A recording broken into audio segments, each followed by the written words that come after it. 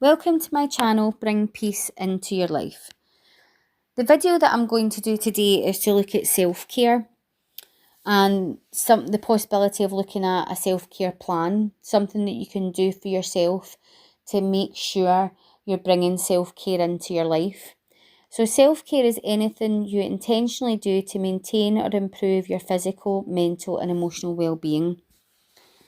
Quite often we forget to take care of ourselves. We're busy, if you have a family, you have a partner, you have your mum or your parents that you take care of, and quite often our focus is really taking care of others and making sure everybody else is okay, and we quite often neglect our self-care. When I talk to my clients, it's very common for me to ask them, what do you do to take care of yourself? What do you do for your self-care? And some people just can't answer that question at all. They think about it and they say, I don't know, nothing. And we look at it and we talk about it, and people say, well, what is self-care? And self-care is different for every person. So self-care can be lots of different things, but it's about what works for you. And a lot of times I will say to someone, what do you do for your self-care? And they'll say, I go to the gym. Now, going to the gym is really good. It's good for your physical health. It's also good for your psychological health. But there's so many other things that you can do to take care of yourself. It doesn't include the gym. It doesn't include a gym membership. There's lots of wee bits and pieces that you can do. And self-care is different for everybody. And what I would say is the big thing, the massive thing I would want you to take away from this video is that self-care is not selfish. It is absolutely not selfish.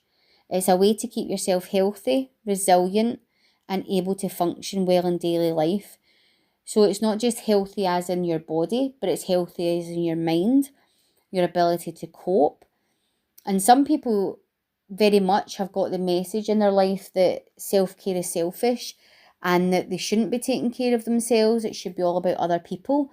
Now, I can understand why some people see it that way.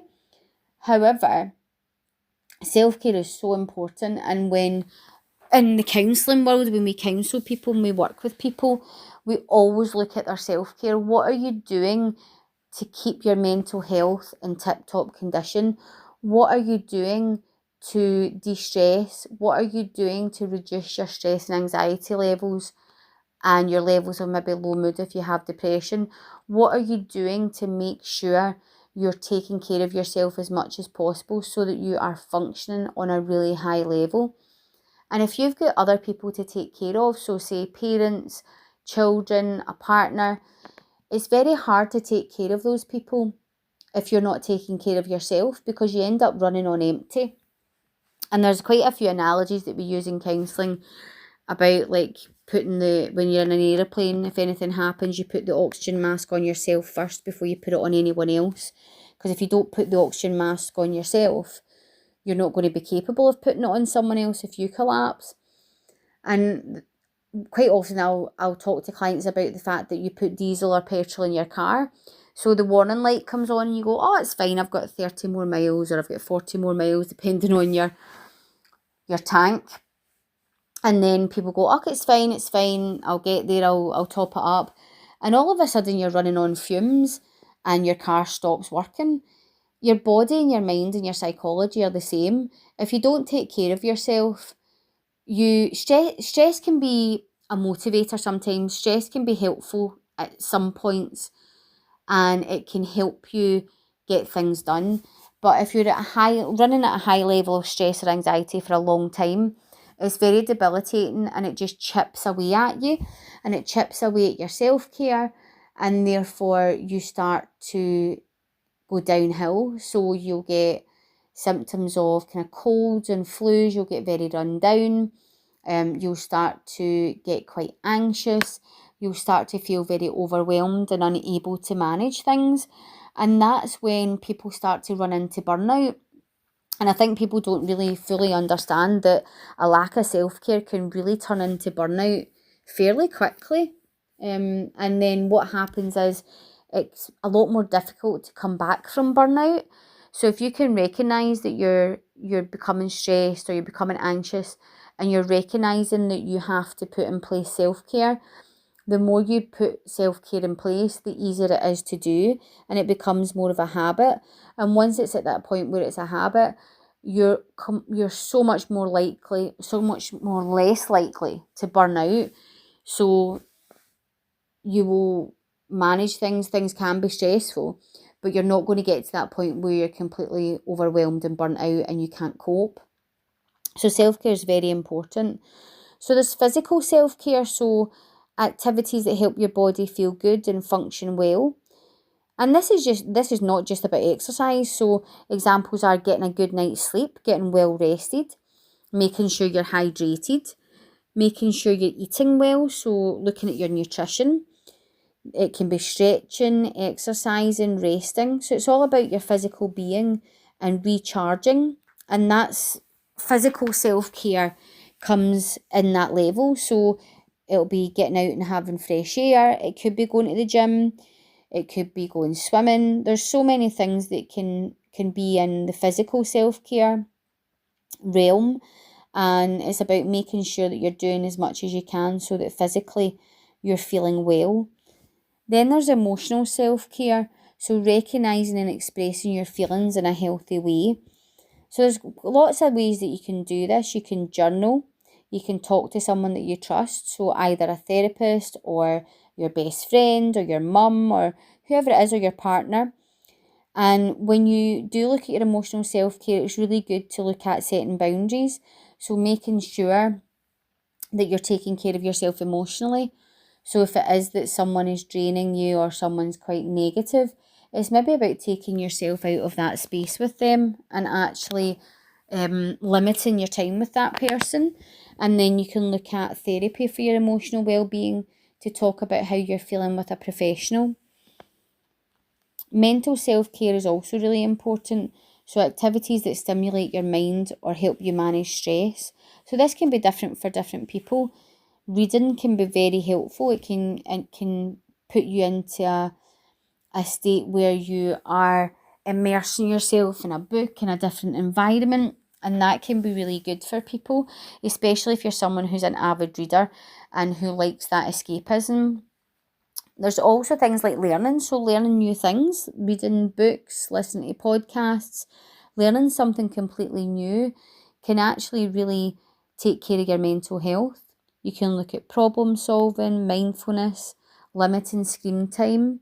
I know I'm on here doing a YouTube channel and saying limiting screen time, but I think it is really important. There's time to engage and immerse yourself in screen time, and there's times where you need to actually step back and say, right, let me just be in the real world and give myself some space, especially when it's really at night and you're maybe scrolling and stuff like that.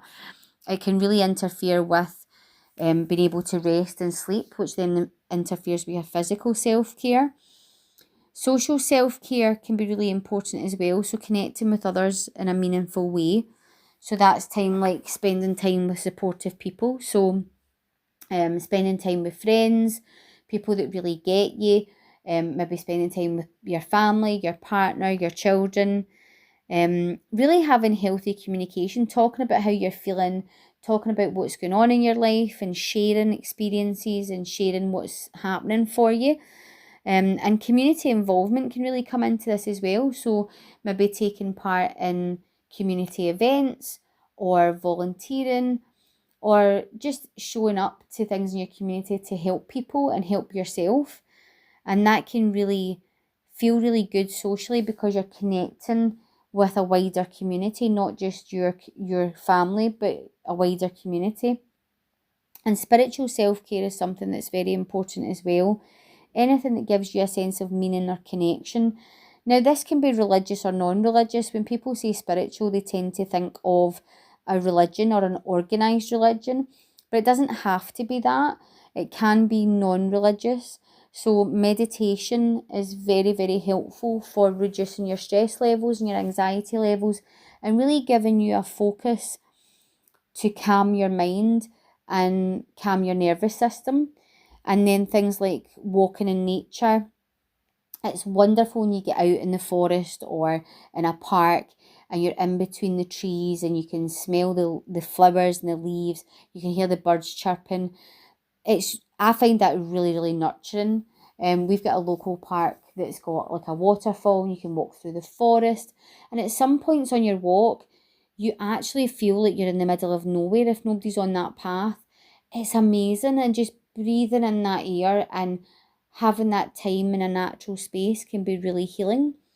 And also then there's things like prayer. So if you are specifically religious and you have a religion that you follow, either if you go to a religious building and do that, or if you do your prayers at home in your sanctuary or your home and where you feel comfortable, prayer can be very, very helpful. Connecting with a faith can be very nurturing, and that can really link in with the social self-care as well, because if you are part of a faith and you practice your faith, you're in a community, in a congregation, and that can be really helpful for people and really nourishing. And also time to reflect. If you are reflecting on your experiences, on your life, on your journey, reflection can be really helpful because it can look at what you've done and where you've been and where you would like to be. So self-care really matters because it reduces your stress levels, it boosts your energy, it improves your mood, it also strengthens your resilience and supports your overall health and well-being. And it's something that's really important to tap into and practice. So if any of this has resonated with you, or you feel that it's helped you, please put some stuff in the comments about what you do for you, your self-care, what helps you, and what have you practiced that you found really, really helpful. And then it means that may help other people who maybe come to this video and listen to this video. If you're looking for some meditation, I do have some videos and some meditation music and also some visualization, which can be really helpful to focus your mind and allow yourself not to be in an anxious state. So please have a look at the other videos. I hope you have a wonderful day, and I hope this video has helped, and I'll see you in the next video.